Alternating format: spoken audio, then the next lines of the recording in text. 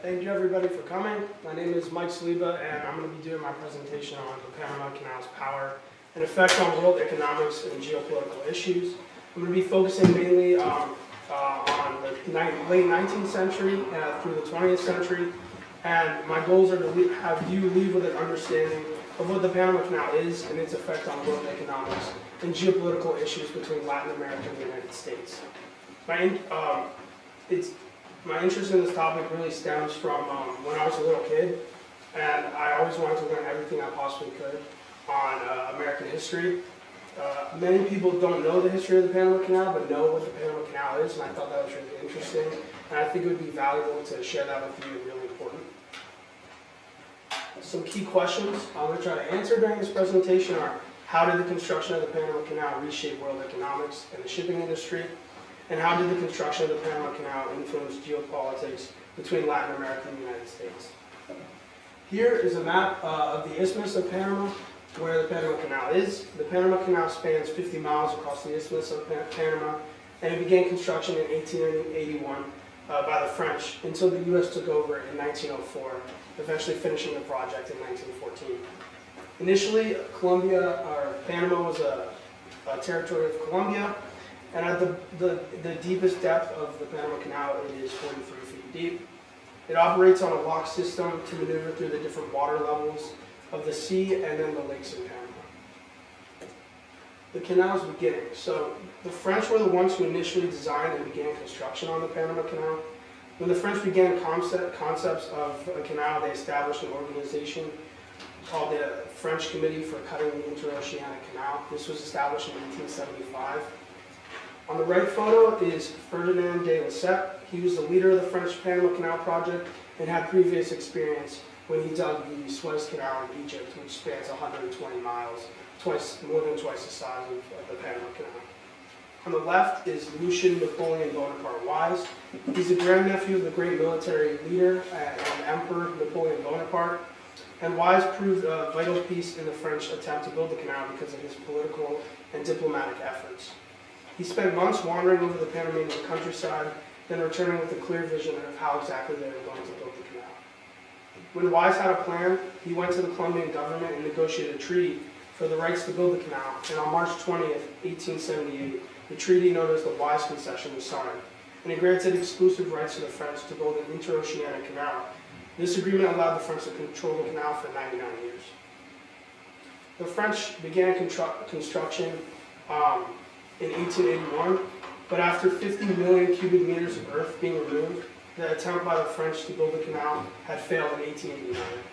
In the beginning, the French quickly ran into many problems during the construction, and the main problems included outbreaks of dysentery, yellow fever, and malaria, which absolutely decimated the workforce.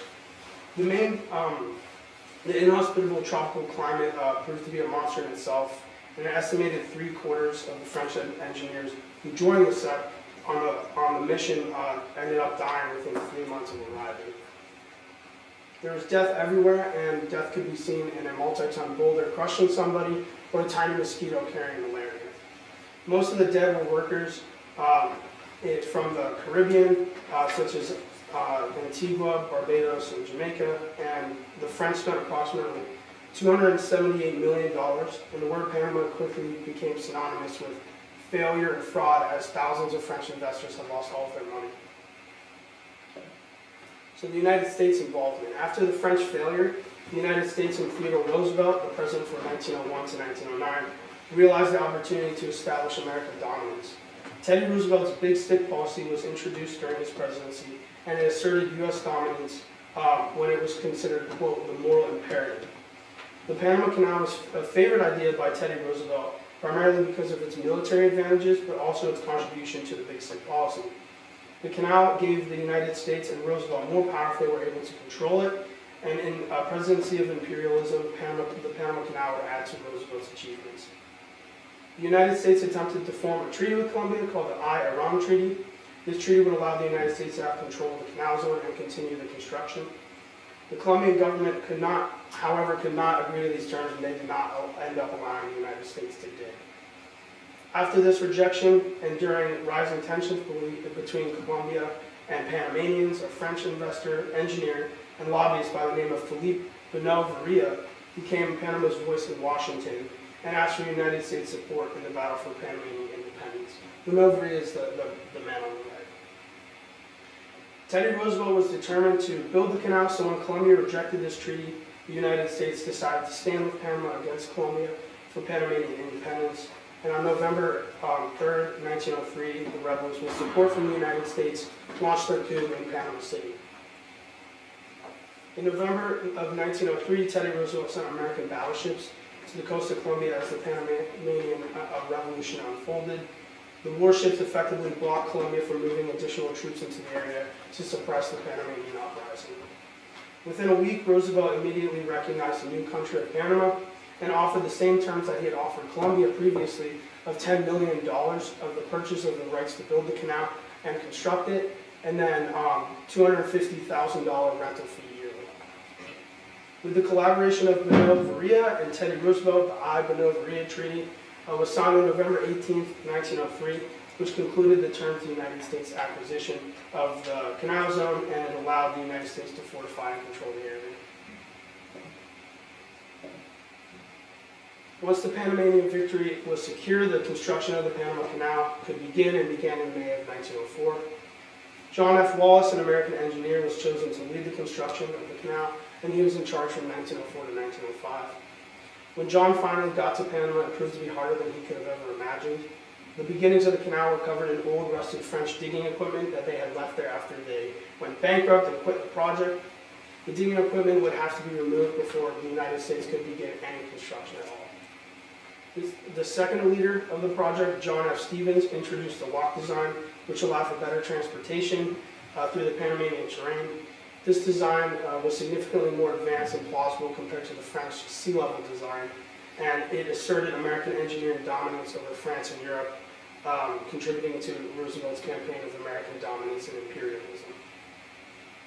For the first years of operation, the United States worked primarily to build adequate housing, cafeterias, warehouses, machine shops, and other elements of infrastructure that the French had previously left out. A key thing the U.S. did was they used railroads to truck out the dirt, as you can see in the photo on the right. The French were actually piling up the dirt, and this became a massive issue because in a tropical climate it tends to rain a lot, and when it rains and creates these big mud puddles, mosquitoes are attracted, and mosquitoes carry malaria, and that's what ended up decimating the workforce. So the United States had a better route of going about digging out the dirt and the earth. The U.S. used many more advanced sanitation methods and new innovations, such as the mosquito net, which was developed during the construction of the canal. The project was finally finished and was fully operational on August 15, 1914. Over the years, Panamanians were growing tired of the United States and Panama. They argued that the land was rented to them and not the territory of the United States. Panamanians were tired of a different language, a different military, and a different flag, and they felt like they were victims of American colonization. During the occupation by the United States of the Canal Zone, the United States did not allow the Panamanian flag to be flown next to the United States flag, and in 1964, Panamanians became tired of the United States' control of the isthmus and the fact that the flags could not be flown next to each other. This resulted in the 3 days of riots known as the Martyrs' Day, which is now recognized as a Panamanian national holiday. The riots also resulted in destruction of $2 million of property, and at least 20 people were killed. Panama broke off relations with the U.S. and accused them of aggression. They appealed to the Organization of American States and the United Nations. The incident was used as a rally cry amongst Panamanians against U.S. authority in the Canal Zone. On September 7, 1978, U.S. President Jimmy Carter and Panama's leader, General Omar Torrijos, signed two significant treaties, the Panama Canal Treaty and the Neutrality Treaty.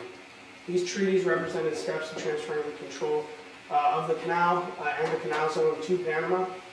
Full control was to be handed over in December of 1999. And under the Panama Canal Treaty, both nations were to jointly oversee the operation and security of the Panama Canal, and gradually shifting it over to Panama until their full control in December of 1999. The neutrality agreement guaranteed the canal's permanent neutrality and ensured that it remained open to all nations without discrimination. Jimmy Carter was a strong advocate for human rights and diplomacy, which was evident in the Panama Canal treaties, and he believed that the treaties would strengthen the relationship between Panama and the United States. So the economic effect. The construction of the canal essentially cut off 8,000 miles, and the new route was going to be 50 miles between the Atlantic and Pacific Oceans. It reduced travel time from 2 months to 8 to 10 hours. The shorter travel time and significantly less mileage led to reduced road shipping costs, making shipping more efficient, which increased output on the road shipping industry. By making a faster, more efficient trade route, it connected different parts of the world and made them closer, and it allowed goods like oil and manufactured products to move more quickly, increasing the world economic activity. It also reduced fuel consumption, labor costs, making shipping more economical. It was very beneficial to the United States when they had control of it because they were collecting revenue from when ships came through. Nowadays, since Panama has control, the tolls from the Panama Canal account for 3.5 to about 5% of Panama's total GDP. Current day, the Panama Canal continues to be well-utilized shipping route, and 170 countries still utilize the Panama Canal. It accounts for 5% of global maritime trade, and it still has some political tensions. Trump was quoted in saying, above all, this is in his inaugural speech, above all, China is operating the Panama Canal, and we didn't give it to China, we gave it to Panama, and we're taking it back. This statement is false. Like, China just does not control the Panama Canal. They own 2 out of 5 ports in the Panama Canal, but about 12 to 15,000 ships still go through the Panama Canal each year, and 50 ships a day. But as you can see, the Panama Canal continues to be a polarizing subject. So answers to the questions: how did the construction of the Panama Canal reshape world economics and the shipping industry? The construction of the Panama Canal reshaped world economics by revolutionizing the mode of travel between the Atlantic and Pacific Oceans, which significantly reduced shipping costs. It connected 2 different sides of the world and in turn boosted the world shipping industry. And then the second question: how did the construction of the Panama Canal influence geopolitics between Latin America and the United States? The construction of the Panama Canal was a gravitating force in geopolitics between the United States and Latin America because of the waves of tensions it produced from revolts, riots, and diplomatic solutions. That's it.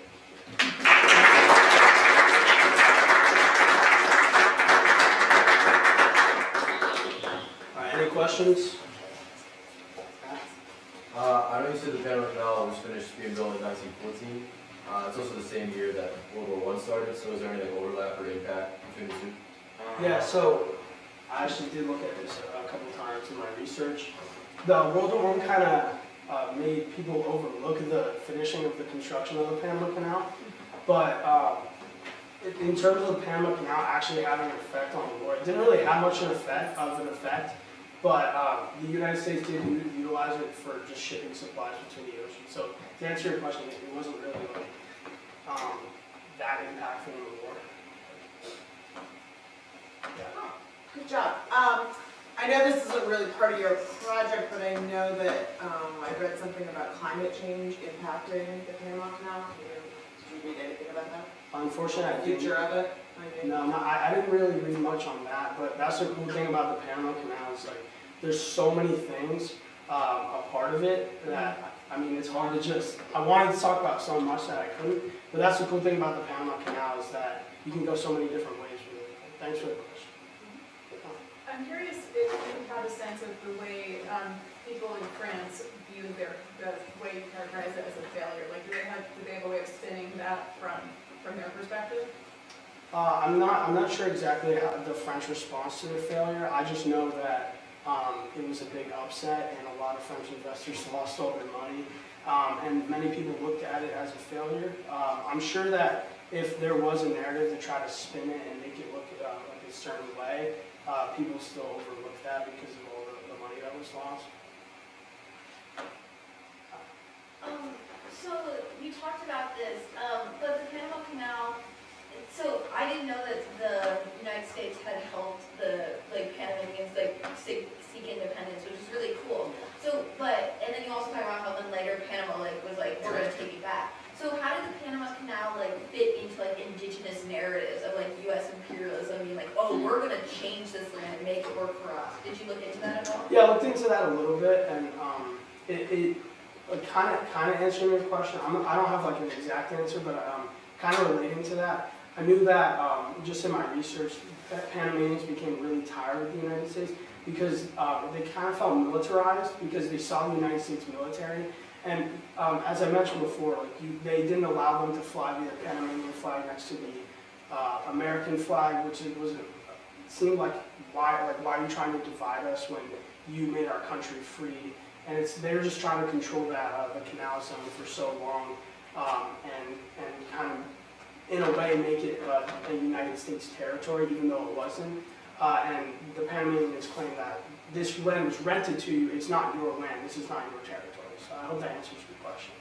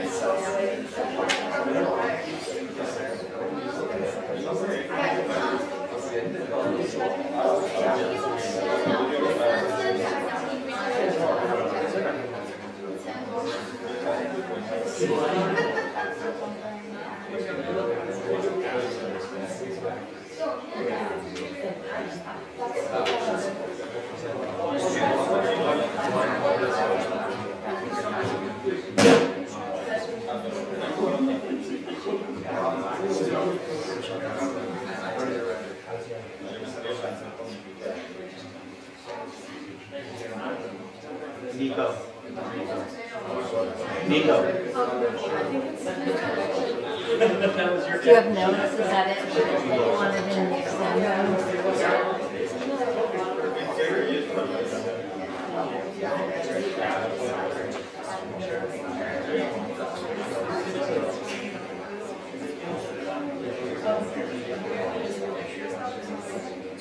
You presented here the choice to extend for How do you set it up So so she can see your notes? probably want to close it and then open it and choose extend.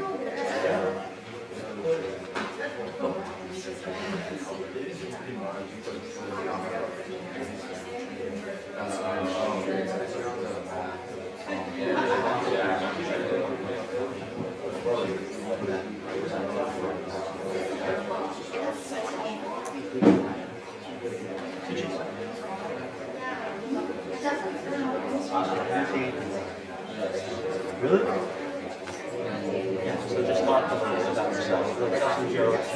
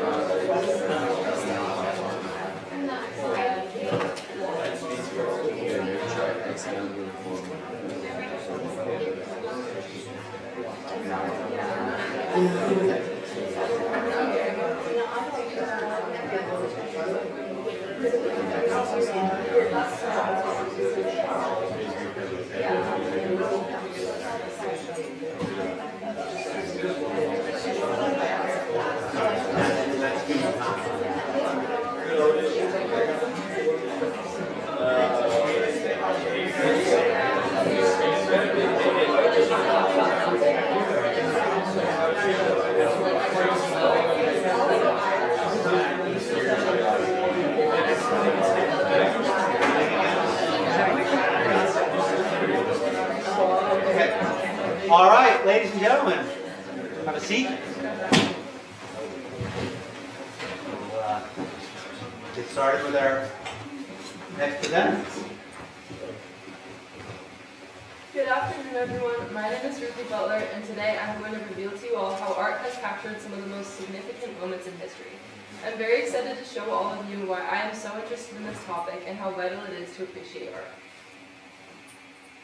History is written by the victors, but art is the voice of the oppressed. This quote speaks directly to how art captures the struggles, transformations, and often the untold stories of history, providing a platform for voices that may otherwise be silenced in traditional historical narratives. Today, I hope to help you all grasp the importance 4 specific pieces of art play in understanding the emotional depth to our world's history, and to enforce the idea that art can be, in some cases, a better resource when looking into history, as art taps directly into emotions. While written history often focuses on facts, dates, and figures, visual art can convey feelings of despair, hope, trauma, or resilience in some ways that words simply cannot.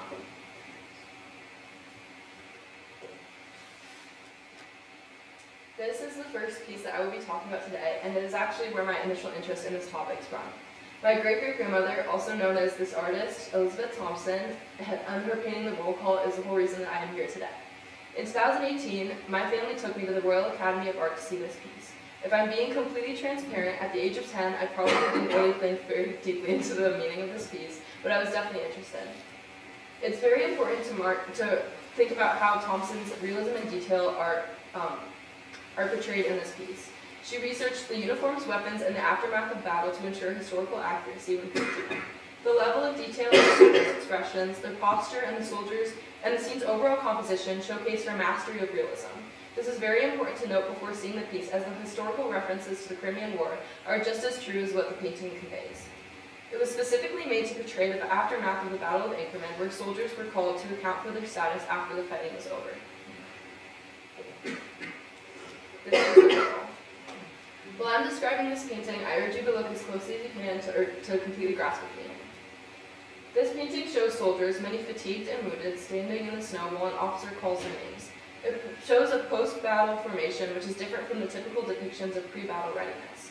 The soldiers in the painting are depicted in varying states of battle exhaustion, with some soldiers requiring support from their comrades, while others are shown in a state of complete collapse. This painting is important because it shows the real struggles and changes brought about by the Crimean War. Instead of making the war look heroic or glorious, this painting focuses on how tough and exhausting it was for soldiers. It shows the pain and weariness, helping us understand the true cost of war. The soldiers aren't shown just as brave warriors, they're shown as real people, some needing help with others completely broken by the battle. This makes us think about what war does to individuals, not just armies as a whole. The Battle of Inkerman was intense and messy. By focusing on the soldiers' collapse, Thompson highlights how hard and painful the war really was, reminding us that war isn't just about victory, it is about real human suffering and loss. The next painting I will be talking about is The Dawn.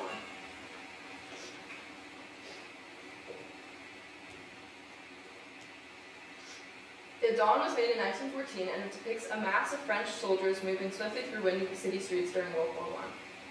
The landscape depicts a barren, destroyed terrain, symbolizing the devastation of war.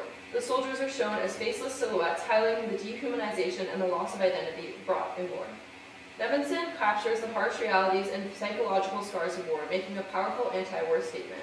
With the light of the dawn suggesting hope and contrasting with destruction, so societal and personal transformation is reflected. The angular lines and the fragmented style capture the chaos and robot-like violence of modern warfare. It serves as a very powerful visual statement on the enduring struggles and effects on global war. Although there is characterization in the determined soldiers as they pass by, their grim faces soon fade away to simple, angular shapes, losing their individuality and their humanity as they become a single unit on the move. His unique ability is apparent in rendering the notion of a man as a machine, adding sympathy to the soldiers of the war when we often only think about the injured communities impacted by war. The next painting that I will be talking about is the Exodus. The Exodus was made in 1915 and it depicts an evacuation from Belgium after a German attack. Between 1914 and 1915, nearly 200,000 refugees fled Belgium, including numerous orphan children. In the foreground of the painting, the main individual is a mother holding an infant who is leading a group of children. Steinlen chooses to have the mother's eyes fixed on the unknown, while the children's expressions are ambiguous behind her. The landscape behind them suggests their displacement and migration from home. The individualized subjects in the foreground give way to faceless figures in the background as well. This reflects the hardships faced by the poor and marginalized, often forced into migration due to war or economic instability. Steinlen's use of detailed, empathetic portrayals emphasize the human cost of displacement and societal injustice. The painting portrays refugees or displaced individuals capturing a personal and collective struggles of people forced to flee their homes due to war, famine, or political upheaval, reflecting global events like mass migration and crisis. It also reflects the broader societal issues of poverty, inequality, and the mistreatment of marginalized groups, addressing global historical themes such as class struggles, the effects of war, and societal transformation during the periods of instability. The last painting that I will be talking about is Guernica by Pablo Picasso. From May to early June, he created Guernica, which is a massive 25-foot-long monochrome and memorizing piece. It powerfully illustrates the devastation of the 1937 bombing of the Spanish town of Guernica during the Spanish Civil War, symbolizing the brutal impact of war on civilians.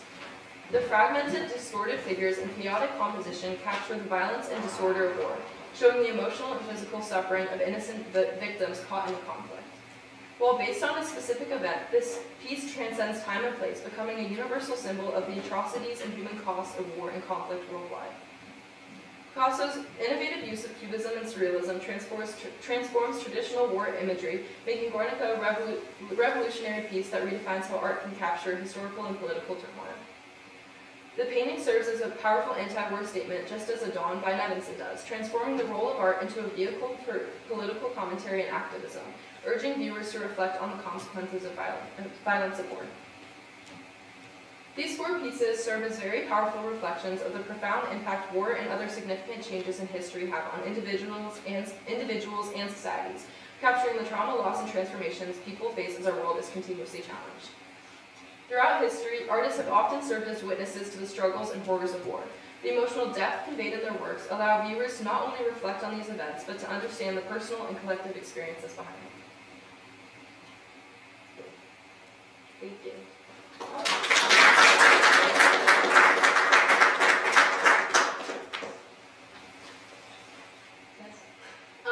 Good job. Can you speak a little bit to how I know you mentioned how you found the first piece, which was so cool.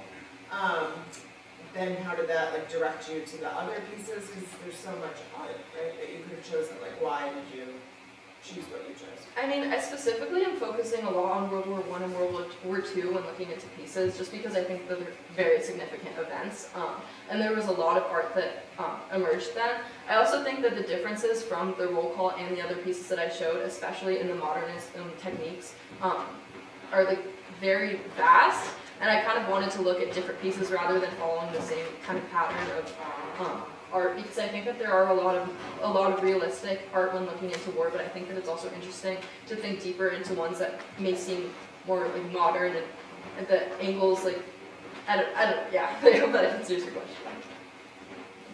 Yes? I really like your choice of paintings, especially focusing on the World War I. And I have a question especially about the Dawn. What do you think was the importance of art during times of war, and especially considering that there wasn't any media to visually show the effects of war?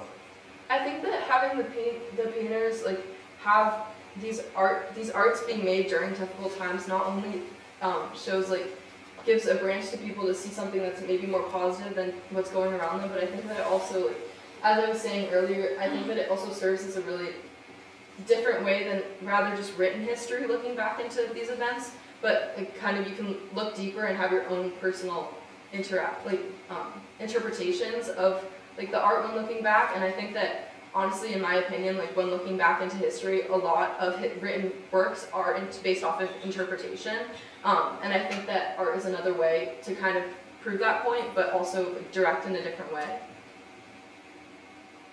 Yes. Okay, so I just have one question, then based on your answer, I'm going to ask another question. So, were those the only 4 pieces you focused on in your paper? No. So what were the other pieces? I'm still like developing my pieces, but I'm talking a lot about some modern monuments. I don't actually have the names to me right now, but I have written down a lot of different monuments that are actually like in nowadays and how they also reflect like modern events that are going on. So are you including, like, I don't know the ethnicities of all the people that you just listed, but are you including more like black people and people within like America and like all those wars? Because your first quote, which I thought was really powerful about how history is written by the victors, but art is by the oppressors, and you mainly are focusing on war here. But there are like indigenous people were so affected and they have so much art. Like, do you focus on that at all? Yeah, I actually do. I talked a little bit about the Aztecs and Incas, especially also like the revolutions in America when like Europe came, and like a lot of art surrounding that as well, but also like again some modern monuments I've been focusing a lot on as well. Yes, Mr.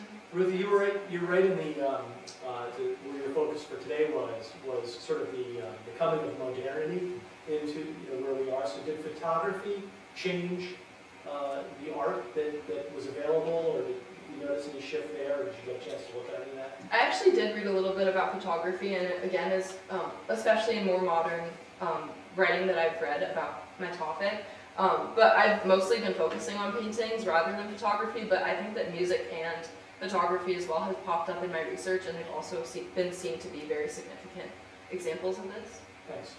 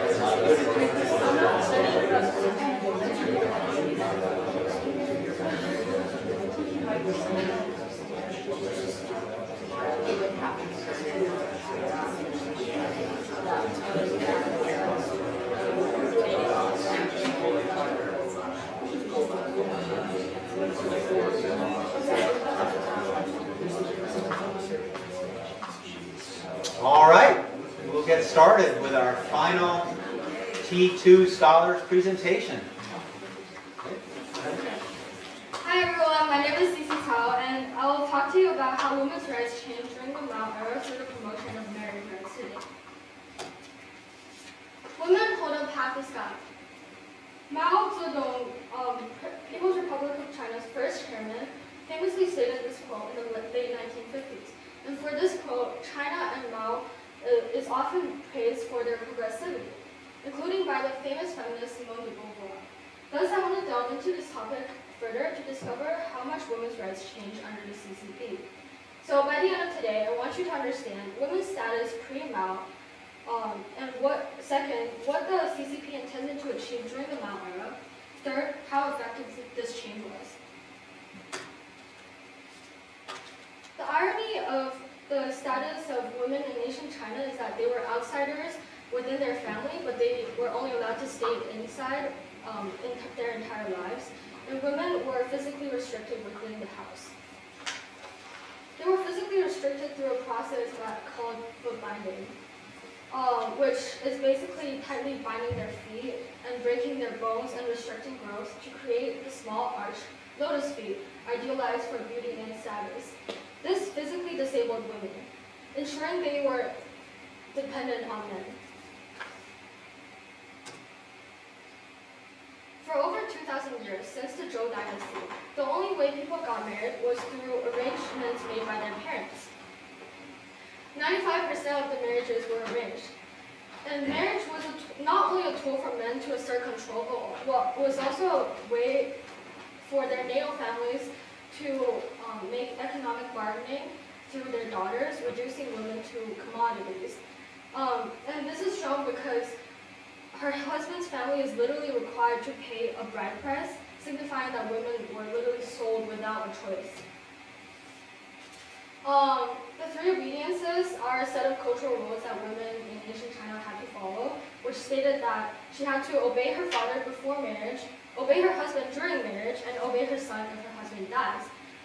This ideology underscored the deeply rooted patriarchal hierarchy, where a woman was a subject moving literally from a house to a house with no autonomy, and she was dependent entirely to her nearest male counterpart.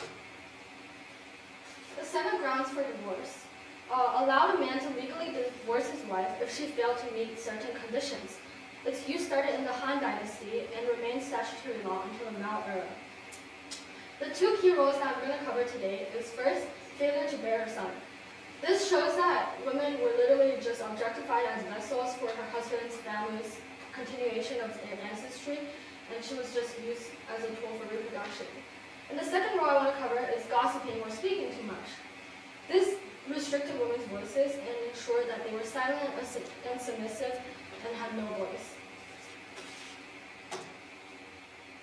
This is a quote from Marx and Engels' book called The Holy Family that stated, "The degree of emancipation of women is the natural measure of general emancipation." And because China is a socialist country, its leaders valued Marxist ideologies to a great extent.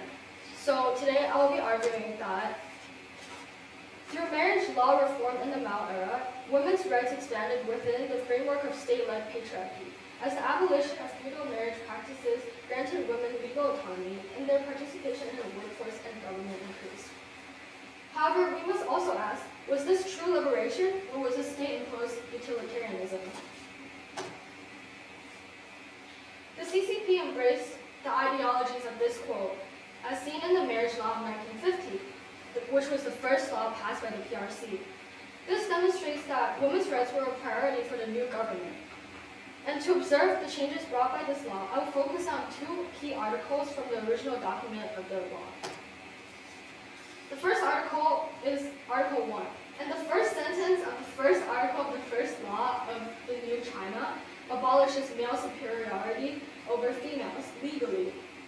This demonstrates that the law was meant to liberate women, highlighting its progressivity. And the progressivity is not only shown in the text of the law, it was also shown in the drafting group, which was exclusively female. And this is very progressive because it shows that the country actually valued women's opinion and their mentality and their power in this country building process. The second law I want to cover is Article 5, which states that marriage is prohibited if an individual has physiological defects that prevent sexual intercourse. And this law shows the tie between marriage law and reproduction. And which is very important because after 8 years of the Second Sino-Japanese War and the 4 years of Civil War, China needed to replenish its population. And because Mao and other Chinese leaders saw population as a source of national strength, they needed the population to replenish again, and they did this through the marriage law by encouraging women and their children to go into the workforce. However, it's important to recognize that while reproduction and this emphasis is a part of the law, it's a very, very small portion in the entire law and the entirety of the law. In comparison to the historical context of how women's treatment has been, is very, very progressive. So how did the CCP promote this law? The first main way was through cadres, which is a process where the highest officials taught this law to lower officials and then taught them to cadres, and then cadres went to local villages and taught it directly to villagers. A pro about this process is that it's very highly efficient, it's very fast, and it meant that the government had a control over the narrative of how this law was understood. And a con about it was that a lot of cadres, because of their personal beliefs or because they were scared of facing backlash in the local communities, they would intentionally omit some portions of the law. And one very commonly omitted part is the divorce part, because a lot of people are very against divorce for women. Another way for the CCP to push ideological change was through operas and movies.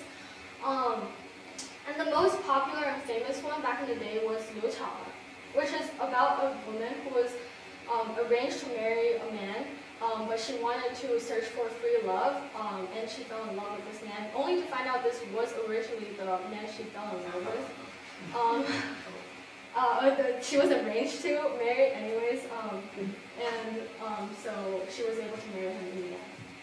So this state-funded opera shows that China was very progressive, and like as this key lyric that I picked out, this time I will choose my own husband, it shows that China was, as a state was very supportive of women making their choice and have a voice in their marriage. And yeah, so some pros about this method was that it became popular very quickly, and a lot of people were just sing it for fun, and this slowly just ingrains the women's rights naturally to people's minds. And also it was very friendly to like the illiterate population, which was a very large portion of the Chinese population. And some cons about it was that the opera displayed a lot of patriarchal remnants itself. Another tool that the CCP used was through mass-produced propaganda posters. And a pro about this method was that it spread really quickly, and in the 1950s alone, there were 17 million posters produced. And also, it was creating a very visible standard for people to live up to. As you can see in the pictures here, they were literally demonstrating how how families should be. But a con about it was that by setting a clear standard, it was putting women in shackles again. It was telling women a specific way to live up to. And the ideal for women just changed from a good woman and mother into a working woman. So how did people react to this law? This law initially met a lot of backlash. And people originally called it the divorce law and accused it of promoting sexual promiscuity. And because of this, 70,000 to 80,000 women were tortured, were forced into suicide each year from 1950 to 1953. However, this law was also very successful and progressive to a large extent and empowered them. So 40,000 or more women initiated divorce in eastern China in 1915 alone. And also women were able to enter the workforce more. So by 1965, 70% of the women were working, which is marking a significant shift from before. So what was the goal of the party with the marriage law? This is a quote from Mao, and he said, "The economic position of working women and their particularly oppressed condition not only proved their urgent need for revolution, but also serve as a force that determines the success or failure of the revolution." This suggests that Mao recognized women's potential and he also viewed them as a tool and necessity for country building. But however, because of this misprioritization, women faced a lot of mistreatment. So as women entered the workforce, in the fields, women were only able to receive at most 6 work points, which is their salary, 6 work points each day, while men commonly received 10 work points. And you can just see how, because of this misprioritization, women were still considered less than their male counterparts. Another example that showed women's mistreatment was in the late 1950s. 200,000 soldiers in Xinjiang claimed that they needed wives and sons, and due to this, the government ordered 8,000 women from Hunan to go to Xinjiang, which is a very remote region in China, to be the wives of these soldiers. And during this process, and during this propaganda process, they tricked the women into believing that going to Xinjiang was actually a work and study opportunity.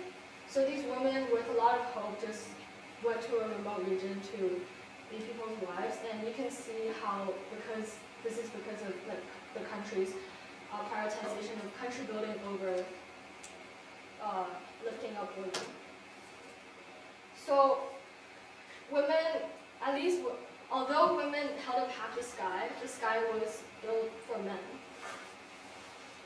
So some final thoughts about this law and its changes to society.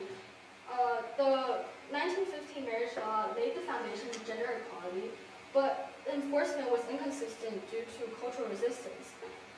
Without this law, oppressive traditions like arranged marriage, foot binding, or 7 grounds for divorce would have persisted much longer. Despite flaws, the CCP's legal and ideological shift forced societal transformation, paving the way for future advancements in women's rights. Thank you.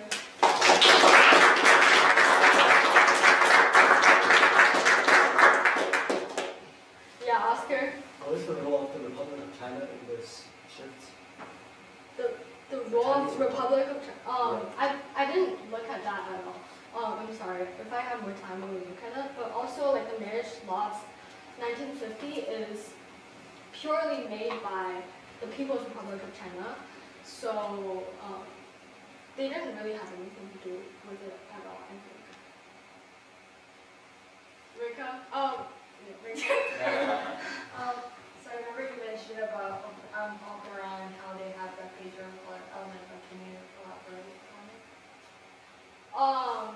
Yeah, so the opera, it still had a lot of remnants of the patriarchal society because, as I mentioned, she actually returned to her arranged marriage, which I think is a way that the government expressed that they were still in support and of arranged marriage and believed that was justified.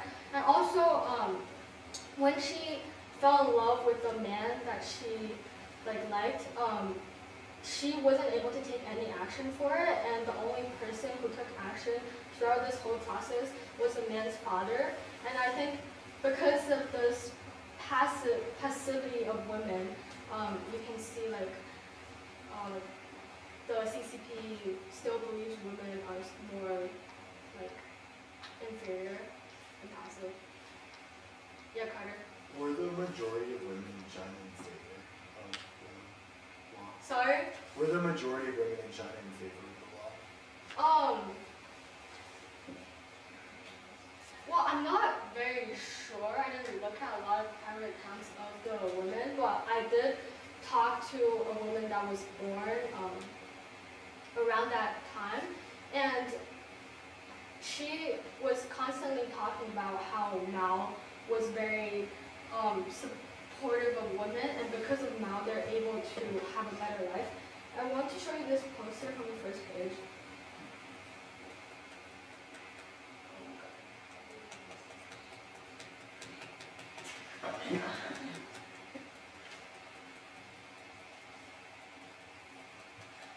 But I'll talk about it while I'm scrolling. It's like a lot of women, I think they are really in support of this policy because of the constant like almost brainwashing and indoctrinating these beliefs onto women through like propaganda, like posters like this. This literally says like we have a glorious life in Mao Zedong era. We have a great future, and like they use a lot of political methods to make women believe that Mao was very important and very beneficial for women's rights improvement. So yeah, I think a lot of women did really support it. Yeah, Mr. Hall. Did Madam Mao have any responsibility in advocating for the role of women during her marriage Like, to are you Chairman talking Mao? about his wife? Yeah. So she's called Jiang Qing. I didn't really look at her specifically, but I do know she was like a very main role in this whole process of like constructing the country, and she was a very, very powerful role. But she was also almost like used by Mao throughout the whole time too, because Mao was to an extent using a lot of the people around him, but she was very powerful. But I didn't look at this how it was tied to the marriage law, because the marriage law was drafted by a specific group called the drafting group, and yeah. All right, thanks. Ms. Bowler. Thinking about how there have been some reversals in the United States in recent years from laws that were meant to protect women, I'm curious if this has held over the course of the last 75 years in China, or if there have been other laws that have sort of taken a step backward. Wait, sorry, I didn't really understand your question. So this felt like it was a step forward for women. Yeah. I'm curious if that progress has continued forward, or if you feel like there have been laws more recently that have taken women backward. I didn't look at law specifically, but I know socially, a lot of like women's rights are changing and staying the same in different aspects. For example, the bride price I was talking about, it's still a very common practice in China, and it just shows how women are still objectified. And like women themselves, a lot of them are proud of like this bride price, and they want like a high bride price to show that they are like respected. And I think it just shows like the continuation of this objectification. But also there's also other improvements. For example, in like the National People's Congress, I think that's what it's called in English. Like the Congress for China. The proportion of women is on the rise. So it went from around like 16% in like 1950s to I think it's around 25% right now. So you can see like officials are there are more female leaders there. But I think socially it's just gonna stay, because as I've talked about, like historically 2,000 years, that's the way women have been, and because natural laws just inherently have a greater influence on people, and like legal laws are just somewhat arbitrary when you can't understand its purpose. So I think, yeah, Parker. Good job, Cece. I'm so proud of you for finishing this project. Thanks, Parker. Did I sound like you when I said that? Anyway, how do you think that Mao could have genuinely supported and liberated women?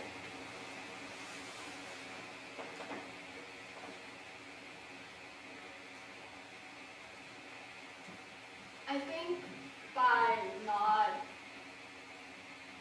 I think this is a way of genuinely supporting women, because like socially it's like you're always somewhat using your citizens to, even if you're promoting for social equity, I think. Like, for example, I feel like in America, take America as an example, if they're pushing for policies, I think you're still, to a large extent, just getting people to be on support for your party sometimes, and you want people to just vote for you. So, like, to that,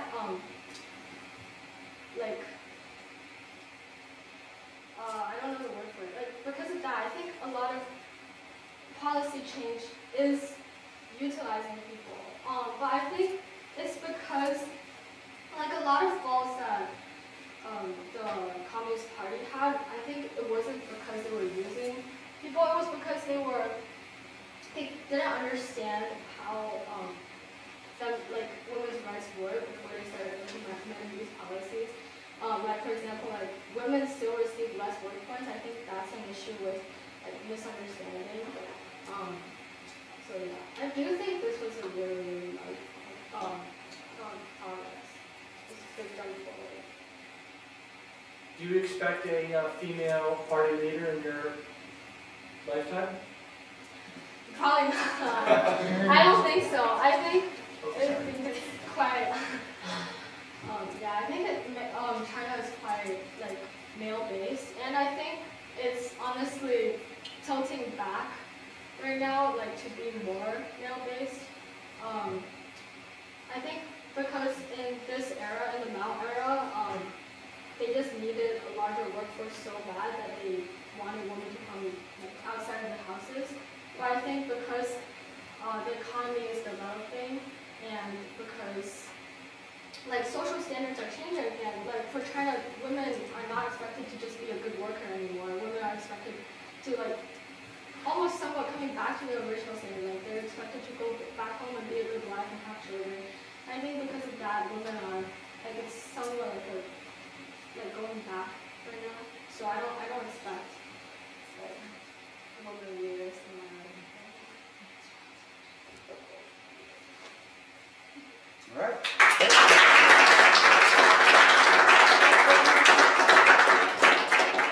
Thanks everyone for coming. Appreciate it. If I could just see my class up here.